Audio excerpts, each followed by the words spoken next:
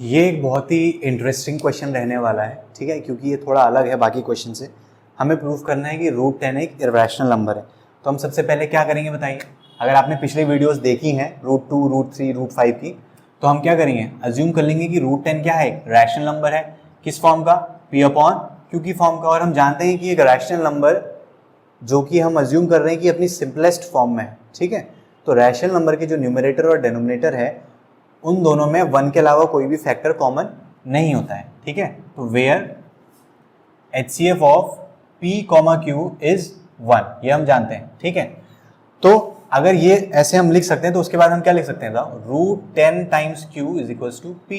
अब हमने क्या कर दिया, स्क्वायरिंग बोथ साइड्स, दोनों साइड्स को स्क्वायर करके क्या आएगा, 10Q square is equals to P square आएगा। अब इससे हमें क्या पता चल रहा है कि जो 10Q स्क्वायर है वो किससे डिवाइड हो रहा है, 10Q स्क्वायर इज डिविजिबल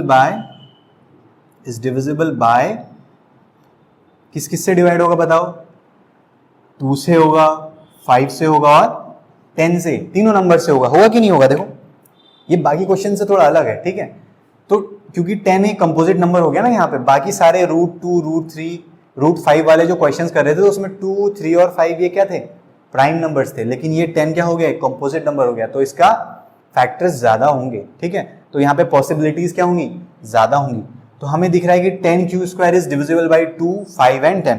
तो अगर हम अभी 2 वाला केस लें कि 10Q square is divisible by 5, तो हम लिख सकते हैं कि 10Q square is divisible by 2, यानी कि जो P स्क्वायर है वो भी किससे डिविजिबल होगा, 2 से डिविजिबल होगा, क्योंकि इसके बराबर है। और अगर P स्क्वायर 2 से डिवाइड हो रहा है तो P भी किससे डिवाइड होगा, 2 से डिवाइड होगा। समझ में आ गई बात। अब जब कोई नंबर किसी नंबर से डिवाइड होता है तो हम उस नंबर को क्या लिख सकते हैं, that number is equals to the divisor times the quotient. कुछ ना कुछ क्वोशिएंट तो आया होगा, राइट। जैसे कि यह है 55 को आपने 5 से डिवाइड करा तो क्वोशिएंट क्या आएगा, 11 आएगा कि नहीं आएगा। तो जब भी कोई नंबर किसी नंबर से पूरी तरह डिवाइड हो जाता है तो एक इंटीजर क्वोशिएंट आता है। क्या आता है, इंटीजर क्वोशिएंट आता है। तो हम क्या लिख सकते हैं, we can write P is equals to 2 times quotient. कुछ क्वोशिएंट आया होगा, हमें क्या पता क्या है, क्योंकि हमें तो ये भी नहीं पता ना कि P क्या है, ठीक है। Where C is an integer, C क्या है, एक इंटीजर है। अब मैं क्या कर रहा हूं, यहां पे स्क्वायर कर दे रहा हूं दोनों साइड को, स्क्वायरिंग बोथ साइड्स। तो ये क्या बनेगा बताओ, P square is equals to 4C square, P square is equals to 4C square. अब मैं क्या कर रहा हूं, P स्क्वायर की जो वैल्यू है ना, जो P स्क्वायर की वैल्यू है उसको यहां से सब्स्टिट्यूट कर दे रहा हूं इधर, ठीक है। सब्स्टिट्यूटिंग P स्क्वायर फ्रॉम 1 से क्या कर दिया, सब्स्टिट्यूट कर दिया, तो क्या आ जाएगा, 10Q square is equals to 4C square, ठीक है। तो अभी हम क्या देख सकते हैं कि जो Q स्क्वायर होगा वो क्या होगा बताओ, 4C स्क्वायर अपॉन 10, यानी कि कितना हो जाएगा, 2/5C स्क्वायर, 2/5C स्क्वायर।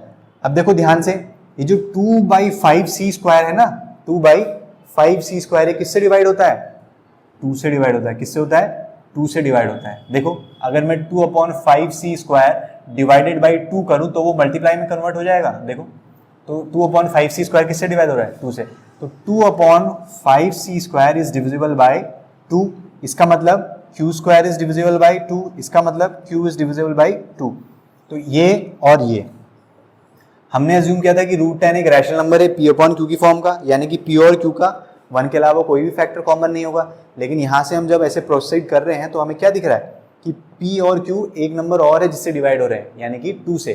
तो यहाँ पे P और Q का एक फैक्टर और है कॉमन, वो कौन है, 2 है, जबकि ऐसा होना नहीं चाहिए। तो ये हमारे अजम्पशन को क्या कर रहा है, कॉन्ट्राडिक्ट कर रहा है, ठीक है। अब मैंने यहाँ पे 2 माना, अब आप यहाँ पे क्या कर सकते थे, 5 भी मान सकते थे। इसका मतलब 10Q square is divisible by 5, P square is divisible by 5, क्यों, क्योंकि ये इसके बराबर है, और P इज डिविजिबल बाई 5 लिख सकते थे।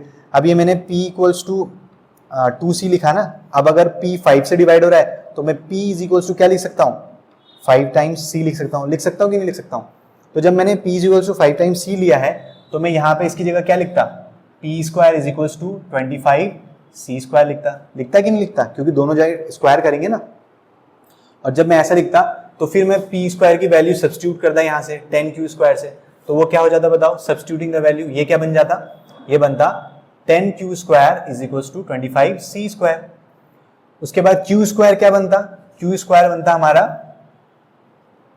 Q square is equal to 25c² upon 10, यानी कि 5c² अपॉन 2। अब देखो ध्यान से, जो 5c² अपॉन 2 है ना, वो किससे डिवाइड होगा? 5 से डिवाइड होगा। किससे डिवाइड होगा? 5 से डिवाइड होगा। ठीक है, यानी कि q भी किससे डिवाइड होगा? 5 से डिवाइड होगा। तो q 5 से भी डिवाइड हो रहा है, p भी किससे डिवाइड हो रहा है? 5 से डिवाइड हो रहा है। तो p और q का एक और फैक्टर कॉमन है, किसके अलावा? 1 के अलावा, जो कि कौन है? 5। इसका मतलब हमारा अजम्पशन की √10 एक रैशनल नंबर है p अपॉन q की फॉर्म का, ये क्या रहेगा? गलत रहेगा। ठीक है, और सबसे सिंपल वाला जो तीसरा है वो तो आप कर ही सकते हो, क्योंकि वो √2, √5, √3, ठीक है, उसी तरीके से आप 10 का तो कर ही सकते थे। बस ये मैं आपको बता रहा हूँ कि जो ये वाला क्वेश्चन है इसको हम 3 अलग अलग नंबर्स का यूज करके कर सकते हैं। ठीक है, 2 हो गया, 5 हो गया और 10 हो गया। ये बात तो आप समझते हैं ना कि जो 10q² है वो 2 से भी डिवाइड होगा, वो 5 से भी डिवाइड होगा और 10 से भी डिवाइड होगा। ये बात आप समझते हैं, इतना मैं जानता हूँ। ठीक है, क्योंकि नीचे 2 लगाओगे तो कैंसिल हो जाएगा, 5 भी कैंसिल हो जाएगा और 10 भी कैंसिल हो जाएगा।